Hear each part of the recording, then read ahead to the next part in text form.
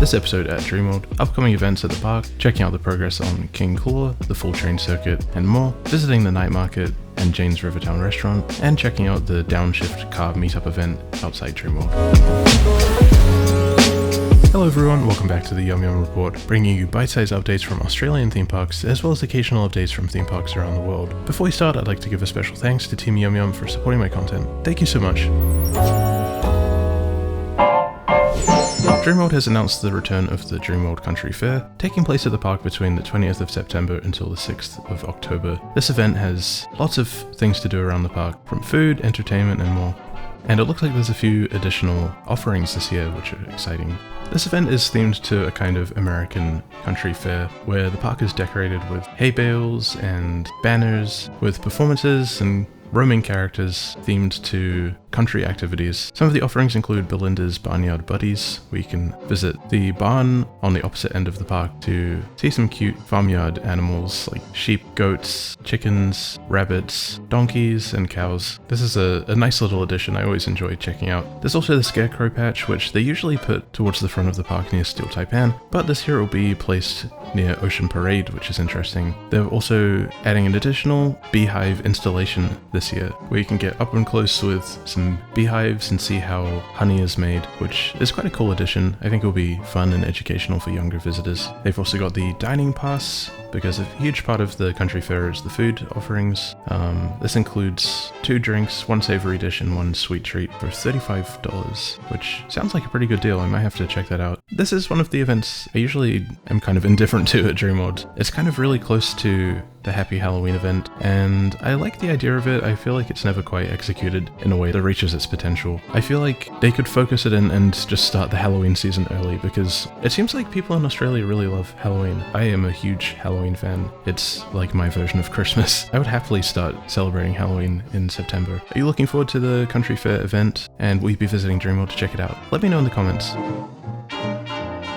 This weekend, Dreamworld is also celebrating Children's Book Week on the 23rd and 24th of August, which is a really great event. I wish it ran for a little bit longer. I guess they have to run on the weekend because the kids are probably at school in the week. You may or may not know I'm a huge book lover. I have a separate channel dedicated to talking about books, and I think it's fantastic that there's events like this to encourage kids to enjoy reading. Kids who come to Dreamworld dressed up in a costume get free entry, and there's lots of cool little events to enjoy throughout the park, such as the costume competition on the Main Street stage, storytime and craft activity at Tiger Island, a live author reading in the Wildlife Precinct, and space adventure storytime and rocket making. If you're enjoying this video, please feel free to leave a like, a friendly comment, or subscribe for more. And if you're interested in theme park content, feel free to check out my Instagram as well, where I post lots more cool stuff. Thank you so much.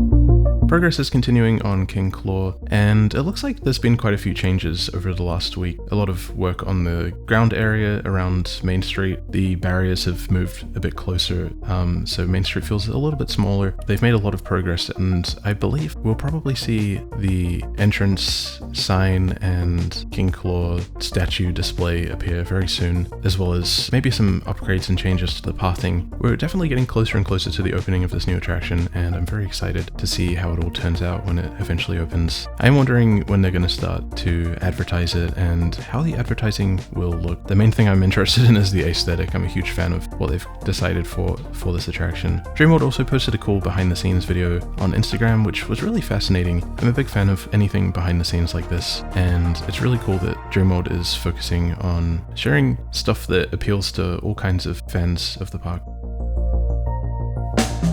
It looks like the full train circuit is getting closer and closer to opening very soon. A lot of the track has been put in place, and it's difficult to tell exactly when this is going to be opening. I think it could be possibly within September, hopefully, if not October. I hope it's open in time for Happy Halloween. I think it would be really cool if they featured the train during that event. It would be a lot of fun to ride it at nighttime. It's going to be amazing having this extra element of kinetic energy back in the park again, especially with the recent addition of Rivertown. Seeing the train going past Mississippi Motors and Jungle Rush is going to be really cool, and I think it's going to be a great chance to get some cool photos. If you're riding the train, you'll be able to get some great shots of Jungle Rush and Murasippi Motors. I'm also curious how they're going to integrate the train into Rivertown, because at the moment the path does lead behind Jungle Rush, and only the front of Jungle Rush's facade is actually themed. The behind is a sort of shed building with green paint, and I wonder how they're going to cover that up. Maybe they've got some fencing, or they're going to build something else to kind of disguise it a little bit more. I would love to see something elaborate, although I don't think, given the time frame, that we'll see anything like this, but something like a cave would be really cool. Yeah, I don't think that's going to happen though. How would you like them to integrate the train into Rivertown? Let me know in the comments. We had a look around at the animal area for a little bit into the afternoon, and by the time we got back to the front of the park, the night market was taking place, and we decided to stick around for a little bit and check some things out. The atmosphere this evening was really great. The park seemed quite busy, and lots of people were attending the event, which is great to see. I feel like sometimes the night market can be a little bit quiet, and I'm really glad that Dreamworld has stuck it out and continued hosting this extra additional option at the park. It really seems to be paying off when you have nights like this, and the atmosphere is fantastic. I did notice what appeared to be some new lights on top of the roof on Main Street. I don't know if I'm imagining this or if these were already part of the roof, but it looked like there was some cool light effects on the roof, and it made me think this would be a really cool opportunity to put like some projection mapping. Imagine that would be awesome if the roof itself became like a screen. I think there's something like this in some mall in China or something. It's this crazy rooftop LED screen, which is obviously a little bit different, but a similar idea. We all shared a vegetarian burger from the American food truck while we were waiting for someone else to turn up, and this was really tasty. It's great how they have the Dreamworld Flyer and the Deep Sea Doldrums running during the night market, and it brings so much life to the event. I do wish they featured some more rides, specifically Murasippi Motors and Jungle Rush and Steel Taipan, as well as the Giant Drop, which would be really cool. What ride would you want to experience at nighttime the most during the night market? Let me know in the comments.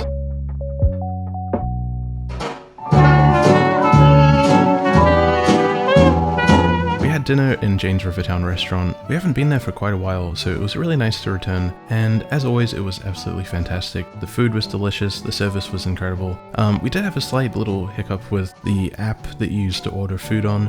Usually you can apply a 10% discount using your annual pass, but for some reason it didn't work for us, so we did let one of the staff members, Elise, I think was her name, know, and she was fantastic. She was super helpful and really kind, and gave us some vouchers to use for free ice creams, which was a really nice gesture, and it kind of goes to show how great the customer service is at Dreamworld. It really makes them stand out apart from their competitors. It was just a minor inconvenience, the discount not working, but the nice little gesture made our already fantastic evening even better. I had the cheeseburger pizza, which was delicious, and also the refillable drink cup, which is a great option, although you might regret it later if you're having a bunch of soft drinks before bed. You might not be able to sleep. We shared desserts. My favorite was the waffle ice cream sandwich, which was absolutely delicious. It was fantastic. I could eat this every day, although it might not be a good idea. It kind of reminded me of something at a Disney park. It had a very comforting and magical taste. The restaurant was quite busy, which is great to see. I thought that Jane's Rivertown restaurant was only going to be open seasonally initially, but it seems like they're doing well enough to keep the restaurant open consistently throughout the year and on weekends in the evening, which is really cool. Couldn't finish my pizza, so I had to get the rest to put in a pizza box. After a very filling dinner, we waddled back to the front of the park, which was incredibly busy still at about almost 8 p.m. It was still a very nice atmosphere. When we exited the park, we realized that there was a separate event taking place in the car park, the Nightshift Car Meetup event. So the car park was full of really cool cars and car enthusiasts coming to check out this sort of one lane in the car park, which was full of different stands and really impressive cars. It was kind of a unique blend of Dreamworld, which is a very family-based park, and then this sort of car event, but it kind of worked. It was really cool. I didn't know this was happening, so it was fun to go and check out the cars. I don't really know much about cars. It's like a different universe for me, but there were a lot of cool cars. I really liked this one. It was sort of glowing, and yeah, it was very cool. We also saw Sonic the Hedgehog for some reason. I think it's really cool that Dreamworld has such a wide selection of different events and offerings that they do. It really does make them a unique park and sets them apart from some of the other parks on the coast.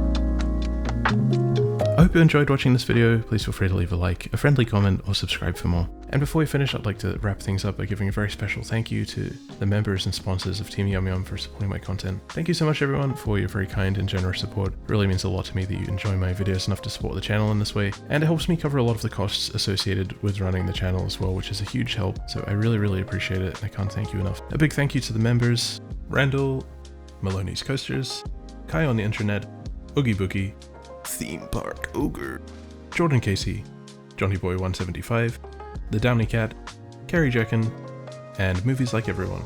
Thank you very much. And a very special thank you to the Team YumYum sponsors: Koala75, Audrey Allen, Senpai's JP Blue Dog, Senpai's JP Red Dog, Wayne Hewitt, Lee Donald, SW Stevie 1, and The Kez.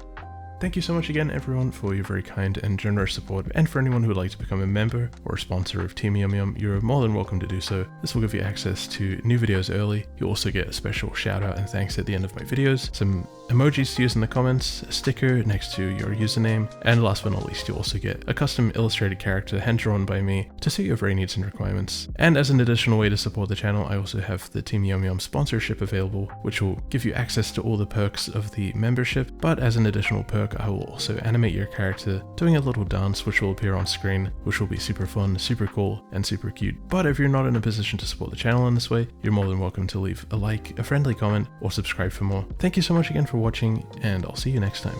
Bye bye.